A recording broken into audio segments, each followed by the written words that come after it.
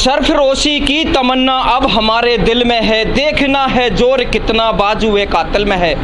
सौ सौ पड़े मुसीबत बेटा, सौ सौ पड़े मुसीबत बेटा, उमर जवान में भगत सिंह का जी घबरा पठान में।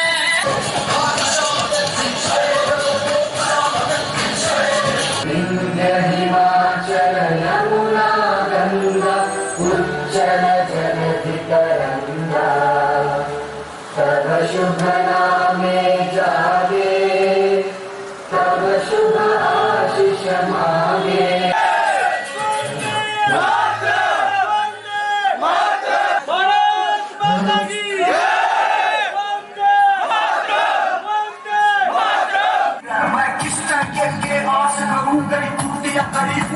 की सोने की चिड़िया भारत माई कोन्या कदर सहिता की मारे देश के हर बात की आख्या मैं तो सपना था नोटा भगत सिंह छपड़ा था, नोटा भगत सिंह छपड़ा था। सरफरोशी की तमन्ना अब हमारे दिल में है, देखना है जोर कितना बाजुए कातिल में है। आज भगत सिंह जी के सम्मान में जगह जगह पर यात्रा निकाली जा रही है। भगत सिंह जी के सम्मान के लिए तमाम लोग इस वक्त मेरे साथ में हैं। सतपाल सोलंकी जी हैं जो कि खुद भगत सिंह का रूप धारण करके आज सड़कों पर घूम रहे हैं और तमाम से युवा साथी इनके समर्थन में और भगत सिंह के सम्मान में यहाँ पर पहुँचे हुए हैं। सतपाल जी, बहुत बहुत स्वागत है आपका। आज जिस हिसाब से आपने क्रांतिकारियों के सम्मान में जो हंसते हंसते सूली पर लटक गए, भगत सिंह, चंद्रशेखर आजाद, सुभाष चंद्र बोस जैसे के सम्मान में आप लोगों ने युवाओं को एक साथ में लेकर के जो यात्रा निकाली गई है, क्या मैसेज देना चाहते हो? देखिए, ये इनकलाब की जो आवाज़ उठा के गए थे शहीद आजम भगत सिंह, राजगुरु सुखदेव जैसे आज़ाद, तो उनके उसमें आज सम्मान में उनकी एक यात्रा निकाली जाती है पूरे देश में, क्या विश्व में भी जगह जगह आपने देखा होगा।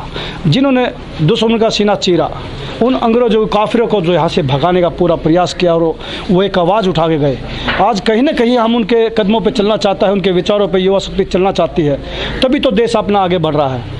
ऐसे ऐसे प्रधानमंत्री हो या मुख्यमंत्री हो या कई पुलिस वाले हो या फौजी भाई हो जो वहाँ भी दुश्मन का सीना चीरते हैं, तो ऐसे उनको याद किया है कि शहीद भगत सिंह, राजगुरु सुखदेव जैसे उन क्रांतिकारियों को, और आज हम उनको याद करके सोचते हैं कि आपके विचारों पे हम चले और आगे बढ़ें और युवा शक्ति में जोश बढ़े।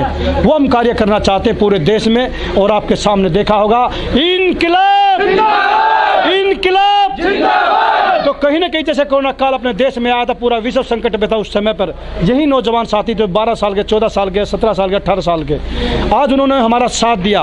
मतलब बहुत कठिनाई का समय था जो 2 साल उन्होंने साथ दिया, तो कहीं ना कहीं उसकी आवाज़, उसकी रूह आज हमारे अंदर घूमती है और विचार उनके घूमते हैं। उसी विचारों पर हम चलना चाहते हैं और देश भी चलना चाहते, तभी देश की तरक्की होगी और आगे कहीं ना कहीं हम आगे बढ़ेंगे। सतपाल जी, आज भगत सिंह जी के सम्मान में आपने जो यात्रा निकाली है, आपके क्षेत्र के करीब 2000 यूथ युवाओं का आपको समर्थन मिला है, तो वाकई में सम्मान की अगर मैं बात करूं भगत सिंह के सम्मान की, तो आज भी शहीद का दर्जा नहीं मिल पा रहा है भगत सिंह को, क्या कुछ कहना चाहोगे इस विषय पर? देख, कुछ काफिर होते हैं जिनके हाथों में कभी वो आई थी कलम की वो शहीद का दर्जा देना चाहिए, लेकिन शहीद का दर्जा उसको दिया जाता है जो किसी लायक भी नहीं, उसको दे देते हैं। और आज तो हमारे ऐसे प्रधानमंत्री चाहे तो 2 मिनट का काम है, जब कहीं भी फतेह कर सकते हैं।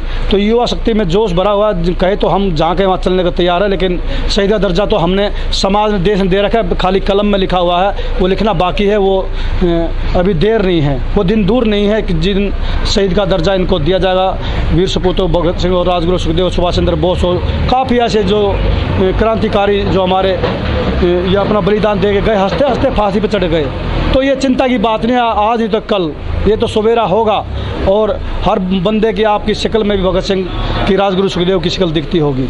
आज़ाद हिंदुस्तान में आज के दिन भगत सिंह जी की समाधि पर पुलिस फोर्स तैनात कर दी होगी क्योंकि उनकी समाधि से कोई मिट्टी ना ले जा सके आज़ाद देश में। और किस तरह से आज भी हम लोग भगत सिंह के नाम पर, चंद्रशेखर आज़ाद, क्रांतिकारियों के नाम पर, मुझे लगता है कि हम लोग गुलामी झेल रहे हैं। आज़ाद देश में अगर हम समाधि पर मिट्टी लेने के लिए जाते तो सरकार वहाँ से मिट्टी नहीं लेने देती है।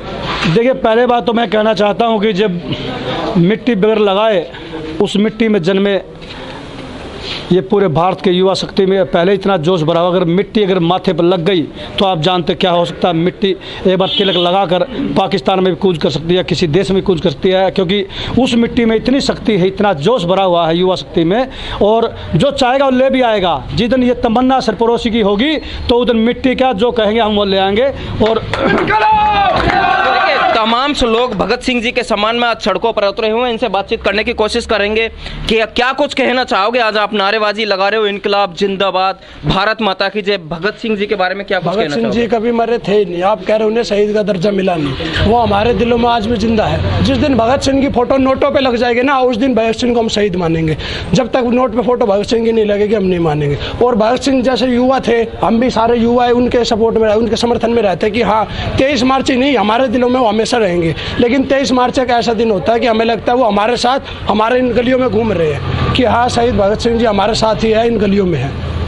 यूथ के लिए क्या आप कुछ बोलना चाहोगे? यूथ के लिए, क्योंकि भगत सिंह जी का बहुत सम्मान करता है आज का युवा, प्रेरणा स्रोत मानते हैं भगत सिंह को। क्या कुछ कहना चाहोगे? जितने भी दर्शक और जितने भी यूथ जो जवान बच्चे हैं आपको देख रहे हैं, उनके लिए क्या मैसेज देना चाहोगे आज के दिन? देखो मैं तो क्या मैसेज दूंगा, लेकिन मैंने उस कठोर समय में इनसे पूछा गया यार, मगर मुझे साथ से ये जो बताया था कोरोना काल में, ये इनके चेहरे में ही भगत सिंह लिखा हुआ है, इनका नाम ही भगत सिंह है। मैं सोचता हूँ जो टाइटल हमारा होता है उसके पीछे भगत सिंह का नाम आना भी बहुत ज़रूरी है। बहुत ऐसे क्रांतिकारी जो देश में पैदा हुए हैं और ये युवा शक्ति में जोश भरने का हम भी कार्य करते हैं। ये तो एक महाबली है, तो देश की एक धरोहर है। मैं कहता हूँ ऐसी युवा शक्ति तो कि पूरे विश्व में नहीं होगी जो हमारे देश में उनको उनके नाम से चलती है और विश्वास करते कि उनकी जो आशाएं है वे जो कुछ कमियां रह गई थी उनको हम पूरा करेंगे, उनके बलिदान को व्यर्थ नहीं जाने देंगे।